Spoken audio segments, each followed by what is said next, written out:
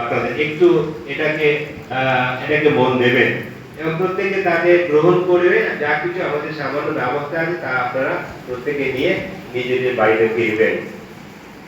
এবং একটি ছোট্ট বিজ্ঞপ্তি যে বিসিপি অর্থাৎ বঙ্গীয় খ্রিস্ট পরিষদ থেকে আগামী 3 তারিখ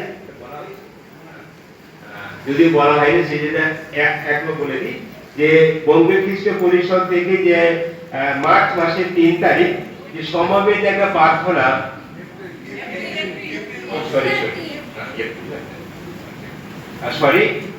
এপ্রিল মাসের 3 তারিখ 2024 আর বিসিবি অর্থাৎ বঙ্গীয় খ্রিস্ট পরিষদের প্রার্থনা সভা হবে।